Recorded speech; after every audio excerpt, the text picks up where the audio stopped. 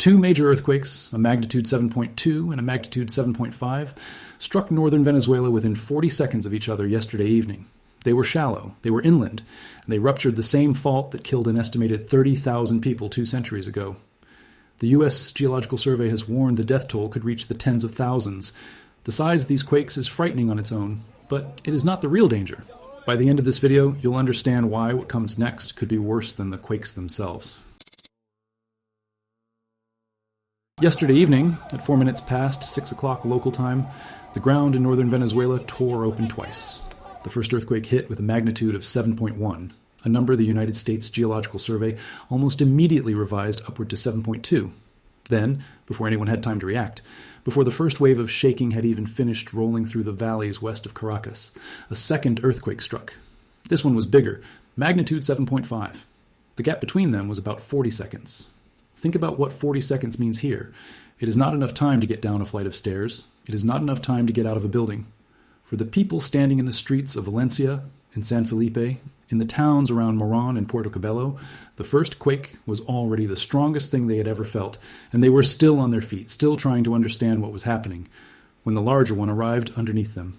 Both earthquakes landed on the same fault corridor, the boundary between the Caribbean plate and the South American plate, in one of the most heavily populated regions of the entire country. These were not minor events that happened to line up. A magnitude 7.5 earthquake releases roughly twice the energy of a magnitude 7.2, and the 7.2 on its own would have been the largest earthquake to hit this part of Venezuela in well over a century. Together, in sequence, they represent the strongest seismic event the country has experienced in more than 126 years. This is the story we are following today, and I want to be clear from the start. What makes it so serious is not just the size of the numbers, it is where they happened, how close to the surface they happened, and what is almost certainly still coming. The first thing to understand is what we are actually looking at here, because the word for it matters. This was an earthquake doublet. A doublet is two earthquakes of similar size in nearly the same place, separated by a very short time. They are uncommon, and when they happen at this magnitude, they tell you something specific about the fault underneath. In this case, the magnitude 7.2 was the foreshock, and the magnitude 7.5 was the main shock. That ordering is important. When the first rupture broke, it did not release all the stress in the region. Instead, it loaded the next segment of the fault, the patch of locked rock sitting right next to it. That neighboring segment was already near its breaking point, and the sudden jolt of stress transferred from the first rupture was enough to push it over the edge. It failed almost instantly. 40 seconds is the fault telling you it was primed, that there was more than one segment ready to go, and that the first quake simply pulled the trigger on the second. We have seen this pattern before, and we have seen how dangerous it can be. A strong earthquake hits, people assume the worst is over, and then a larger one follows on the segment right beside it. In some of the most destructive sequences in recent memory, that second, bigger quake is the one that does the real damage because it strikes structures the first quake has already cracked and weakened. That is exactly the situation northern Venezuela is in right now. The 7.2 opened the wounds. The 7.5 made them far worse. And the fault has now demonstrated, in the most direct way possible, that it is capable of breaking multiple segments in a single sequence. There is also a harder edge to this. Because the two ruptures came so close together, the safety margin that normally exists between a foreshock and a main shock, the seconds or minutes or even days that sometimes let people get clear, was almost completely erased. The fault gave northern Venezuela no warning between the two blows, and that compression of time is part of why a sequence like this can be so lethal. Here is the detail that turns a big number into a humanitarian emergency. These earthquakes were shallow, and they were on land. The first event was centered about 28 kilometers, roughly 17 miles, northwest of the town of Montalban, just west of the coastal community of Moron and near the city of San Felipe. The best early estimates put the rupture at a depth of around 13 kilometers, about 8 miles below the surface, though some solutions placed one of the events somewhat farther down, and those numbers were still being refined through the night. The second quake, the magnitude 7.5, was centered roughly 23 kilometers southeast of Yumari. Both were shallow, crustal earthquakes, and that single fact changes everything about how this plays out. When an earthquake happens far below the surface or far offshore, its energy has to travel a long way before it reaches people, and it weakens as it goes. A shallow earthquake directly beneath inhabited land does the opposite. It delivers its full violence straight up into the towns sitting on top of it. The shaking cracks roads. It shears the weak walls of older buildings. It brings down churches and schools and bridges that were built before modern earthquake codes existed. And on the steep mountain slopes that run through this region, it shakes hillsides loose into landslides. The USGS estimated the maximum shaking near the epicenter at intensity 8 to 8.5 on the modified Mercalli scale. That is the level described as severe to violent. At that intensity, ordinary well-built structures take considerable damage, and poorly built ones can collapse outright. Now look at where this happened. Caracas, the capital, sits about 168 kilometers, a little over 100 miles to the east of the first epicenter. That is far enough that the capital is not in the worst of it, and yet buildings still came down in Caracas. The cities that were genuinely close are the ones to watch. Valencia, one of Venezuela's largest cities, is only about 60 kilometers, 37 miles, away. San Felipe is roughly 28 kilometers, 18 miles from the epicenter. Puerto Cabello, a major port, sits about 33 kilometers, 21 miles out. Maracay, Moron, and the surrounding towns are all inside the zone of severe shaking. These are the places where the first real damage numbers are going to come from. And in the first hours after a quake like this, those numbers do not exist yet, because the roads to reach them may be blocked and the communications may be down. When the USGS ran its automated impact model on this sequence, it returned a red alert. Red is the highest category the agency uses, and it is reserved for events where, in their words, high casualties and extensive damage are probable and the disaster is likely widespread. The model's most likely estimate for the death toll was placed in a range that I want to say carefully, because it is alarming. Somewhere between 10,000 and 100,000 people. I need you to understand exactly what that number is and what it is not. It is not a body count. Nobody has counted 10,000 people. It is the output of a statistical model called PAGER, which takes the magnitude, the depth, the location, and the known population in the shaking zone, and compares all of that against how earthquakes of similar size have affected similar populations throughout history. When you put a shallow magnitude 7.5 earthquake underneath a dense region full of vulnerable buildings, the historical record says the toll has the potential to be catastrophic, and the model reflects that potential. It is a warning about scale, not a measurement. The confirmed figures coming out of Venezuela in the first hours were, thankfully, far lower than the model's projection. The country's acting president, Delcy Rodriguez, reported at least 32 people killed and around 700 injured in the initial assessment, and declared a national state of emergency. So we have two very different numbers in front of us, dozens confirmed on the ground, and tens of thousands feared by the model. Both can be true at the same time, and the gap between them is simply the gap between what rescuers have physically been able to reach and the total population that was exposed to dangerous shaking. The real figure will sit somewhere in between, and the hard truth is that it will rise as crews get into the towns closest to the epicenter. The first count is never the final count. Even at a distance of over 100 miles, the capital did not escape. In the Baruta district of Caracas, 2 buildings collapsed and there were multiple deaths. In Chacao, a municipality in the eastern part of the city, 2 more structures came down, with at least 16 people injured and further fatalities reported.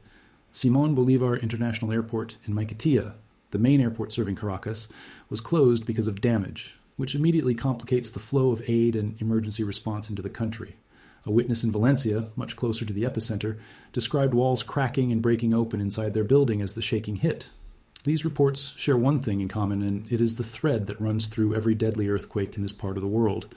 The danger is the buildings. It is the older construction, the homes and apartment blocks and public buildings raised before earthquake-resistant standards, the structures on soft ground that amplifies the shaking, the walls that were never engineered to take a sideways load. A magnitude 7.5 earthquake out in the ocean is a headline. The same earthquake underneath a city full of vulnerable buildings is a disaster, and the difference between those two outcomes has almost nothing to do with the magnitude and almost everything to do with what was standing over the fault when it broke.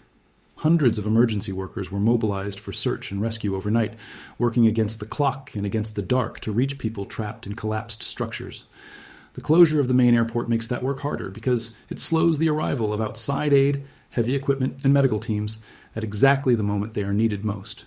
In the first day after an earthquake of this size, every hour matters for the people still trapped, and the logistics of simply getting help into the country become part of the disaster itself.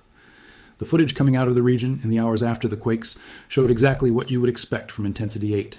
Shaking, rubble where buildings stood, people in the streets afraid to go back inside, and the early chaotic, incomplete picture that always precedes the real accounting of a major earthquake. In the immediate aftermath, there was a second fear layered on top of the shaking. A tsunami advisory was issued for Puerto Rico, the United States Virgin Islands, and coastlines within 300 kilometers of the epicenter. The warning was not for a towering wave. It was for sea level fluctuations and strong, dangerous ocean currents, the kind of disturbance that can pull people off beaches and swamp small harbors, even when there is no dramatic wall of water. This is where the science worked in everyone's favor, because the earthquakes ruptured mostly on land, and because this fault system moves largely by grinding horizontally rather than thrusting the seafloor straight up. The events did not displace a large volume of water. Tsunamis are generated when the ocean floor moves vertically and shoves the water column up with it. A predominantly horizontal on-land rupture does not do that efficiently. Tsunami buoys in the region did briefly register the event and switched into their alert mode, but they recorded only minor fluctuations in the water column, nothing approaching a destructive wave. Within a few hours, the United States Tsunami Warning Centers canceled the advisory entirely and confirmed there was no ongoing tsunami threat to Puerto Rico, the Virgin Islands, the U.S. East Coast, or eastern Canada. So the tsunami danger, real enough to warrant the warning, has now passed. The shaking, and what it has done to the buildings, is the whole story. To understand why seismologists reacted to this sequence the way they did, you have to understand the ground it happened on. Northern Venezuela sits directly on the boundary between two tectonic plates, the Caribbean plate to the north and the South American plate to the south. This is not a subduction zone, where one plate dives beneath another and builds the kind of monster offshore quakes you see in the Pacific. This is mostly a transform boundary. The Caribbean plate is sliding eastward past South America at roughly 2 centimeters a year, and that motion is carried by a network of large faults that run right across the populated northern strip of the country. The main strands have names worth knowing because they are the architecture of every disaster here. The San Sebastian Fault along the central coast, the Moron Fault to the west, the El Pilar Fault to the east, and the Boconó Fault running down through the Venezuelan Andes. Where these faults bend, the sideways motion gets squeezed into compression, and segments can break with a mix of horizontal slip and vertical thrust, lifting the crust and producing especially violent shaking. Yesterday's doublet broke within that coastal corridor, west of the capital. This same fault system produced one of the deadliest natural disasters in the history of the Americas. On a day in 1812, a catastrophic earthquake struck this region, devastating both Caracas and Mérida. The estimates of the dead from that event run to around 30,000 people, and that was at a time when Venezuela's population was a tiny fraction of what it is today. The fault that just ruptured is part of the same broad boundary that killed 30,000 people more than 2 centuries ago. It did not go away. It has been quietly loading ever since. The record continues from there. In 1900, an offshore earthquake of roughly magnitude 7.6 to 7.7 struck north-central Venezuela. In 1997, the Caracas earthquake, a magnitude 6.9 on the El Pilar Fault, killed dozens of people and leveled buildings in the towns it hit. Each of these events is a data point in the same long story. This boundary is active, it is capable of large earthquakes, and the towns built across it have repeatedly paid the price. 2 earthquakes in particular tell you why yesterday's sequence is so dangerous, and they tell you by contrast. The first is the 1967 Caracas earthquake. That event was only a magnitude 6.6, far smaller than the quakes we are talking about today, and yet it killed somewhere around 240 to 300 people and caused tens of millions of dollars in damage. The reason was not the magnitude. It was the combination of dense population, soft soils that amplified the shaking, and buildings that were not built to survive it. That is the lesson of 1967. In this region, a moderate quake in the wrong place, over the wrong kind of construction, is enough to kill hundreds. The second comparison is the most revealing of all. In 2018, Venezuela was hit by a magnitude 7.3 earthquake. That was until yesterday the largest earthquake to strike the country since 1900, and yet it caused surprisingly limited damage. Why? Because it was far below the surface, and it was offshore. Its energy had to climb up through tens of kilometers of rock and travel in from the coast before it reached anyone, and it weakened the whole way. Venezuela got lucky in 2018. Yesterday's sequence is the exact inverse of that luck. The 2018 quake was farther down, offshore, and forgiving. This one was shallow, on land, and close to the cities. Same country, similar magnitude, completely different physics. And that difference is the whole reason the USGS painted the map red. When you take the killing power that a moderate quake showed in 1967 and combine it with a magnitude well above 7 at shallow depth, directly beneath the population, you get precisely the scenario disaster planners in Venezuela have feared for decades. This is not a freak event. It is the event the fault has been promising. The danger does not end when the shaking stops, and this is the most important thing to carry forward over the coming days. Within the first hours after the main shocks, around 20 aftershocks had already been recorded, and aftershock sequences following a magnitude 7.5 earthquake do not fade in a day. They continue for weeks and months and can rumble on at a declining rate for years. A strong aftershock, even one well below the size of the main shock, is a serious threat right now because it strikes buildings that are already cracked and weakened. Walls left standing but damaged can come down in the next jolt. Slopes loosened by the main shock can fail in the next rain. And this is a region that gets plenty of rain. The most dangerous moment for many people is when they go back inside a damaged home too soon, and the next aftershock finishes what the main shock started. For the next several days, the safest assumption in that region is that the ground is not done. I also want to address the noise because it is already everywhere. Yesterday was a busy day for the planet. A magnitude 6.9 earthquake hit the Japan Trench, a magnitude 5.6 struck Northern California, and a large complex sunspot region rotated into view facing Earth, all around the same window of time. Predictably, the claim is now spreading online that these events are all connected, that we are in some kind of global earthquake surge, or that solar activity is setting off the quakes. The data does not support any of that.